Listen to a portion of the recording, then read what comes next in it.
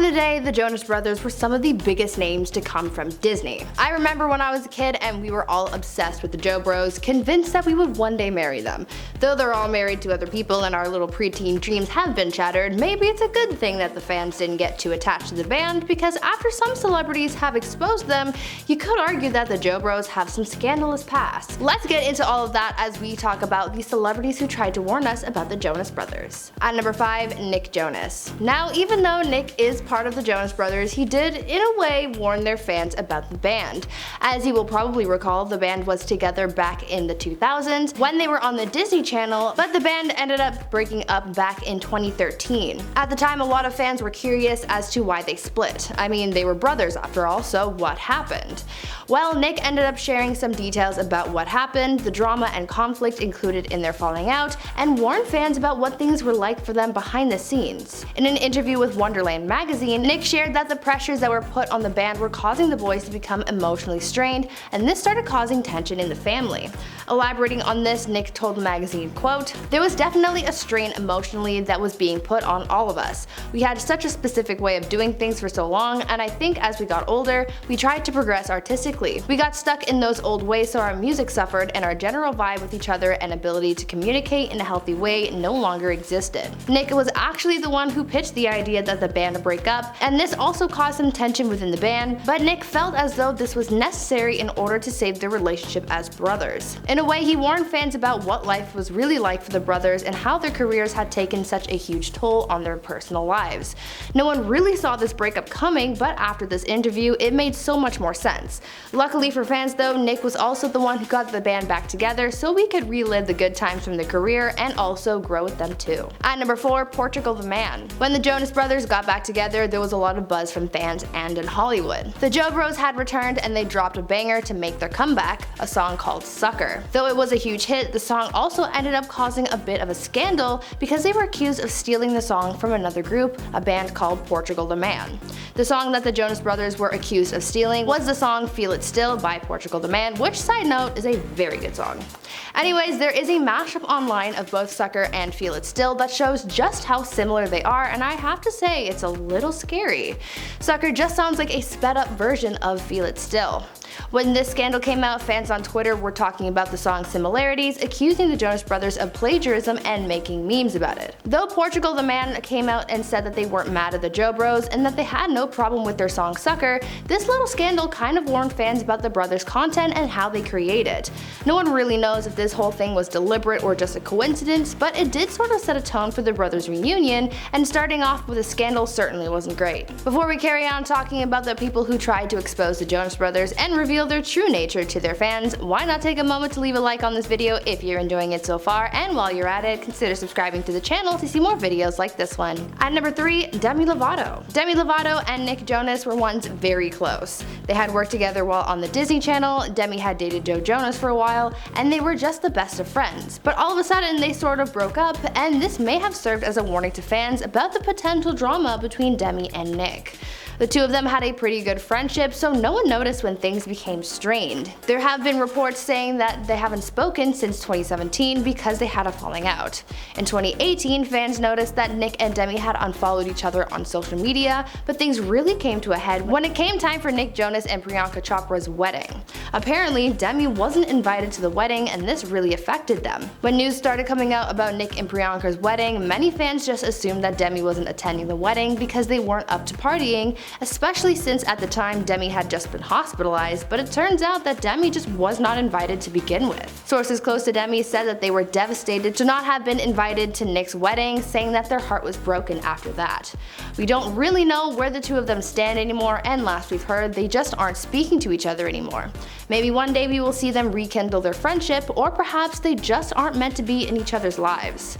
This falling out could be a warning to fans about the Jonas Brothers because something clearly had to have happened for this falling out to have occurred, so maybe there was some beef and toxicity that fans just weren't aware of. At number 2, Taylor Swift and Gigi Hadid. Speaking of falling out, we have to talk about Joe Jonas's relationship drama and how this could have served as a warning about how Joe is in relationships. I mean, after learning about this drama with Taylor and Gigi Hadid, Hadid, you can definitely see that Joe has grown a lot since this all unfolded, so this is more so a warning about how Joe used to be.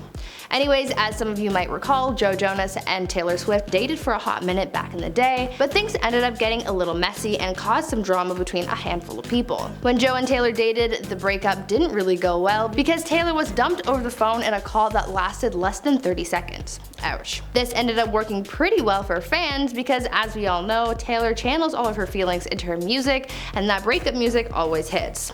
Fast forward a few years to when Joe dated Gigi Hadid. This relationship happened just before she got with Zayn Malik, and clearly things did not end well for Joe either. This time, Gigi was the one to break things off, and Joe did not take it very well because he ended up writing a revenge song about it for his band DNCE. Joe's actions in his past relationships could have served as a warning about how he is in relationships and during breakups. The way he handled all of this could sort of come across as cold, which doesn't really paint Joe as a very nice guy, but as I've said before, Joe has certainly grown since then, since he's now a husband and father. And finally, at number 1, Frankie Jonas. Now last on our list, let's talk about the youngest Jonas brother, Frankie Jonas. Though he wasn't part of the band, he did have a minor amount of fame, but nowhere near the level of fame that his older brothers have. For years, Frankie was known to fans as the bonus Jonas, and though it has a catchy name, Frankie never liked being called that. The fact that the band gave their brother this name and called him that so often could have served as a warning that the brothers might not be as nice as they seem.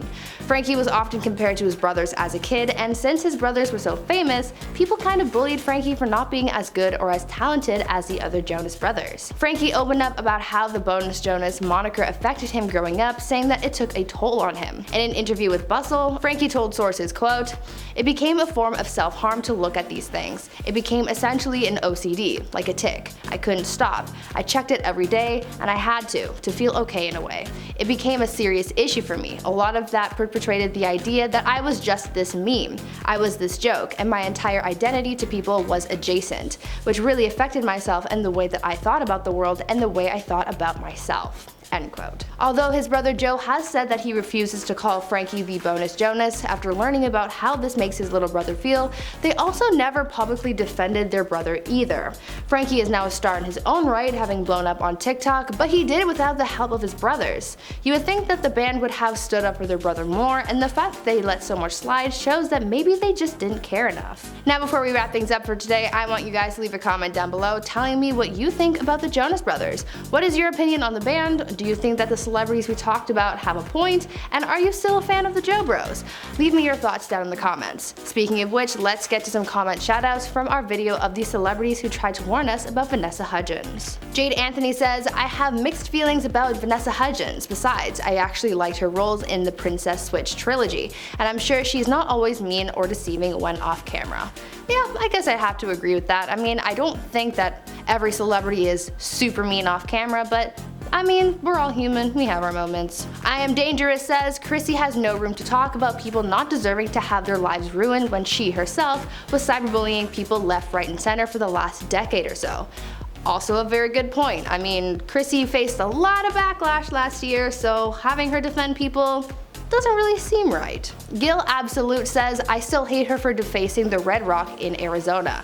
Yeah, I mean, I don't really know what compels someone to etch their names into a rock, but she did it, and she got in trouble for it. Not as much trouble as maybe she should have, but hey, she still got cancelled online. The Juliet316 says, "Her comments turned me off Vanessa Hudgens big time." Yeah, I mean, whew, those were a doozy. She's been cancelled. She's kind of making a comeback, but debatable. Jay Coop says, "Vanessa Hudgens made a comeback in Tick Tick Boom, so I guess she didn't let this cancellation affect her too much."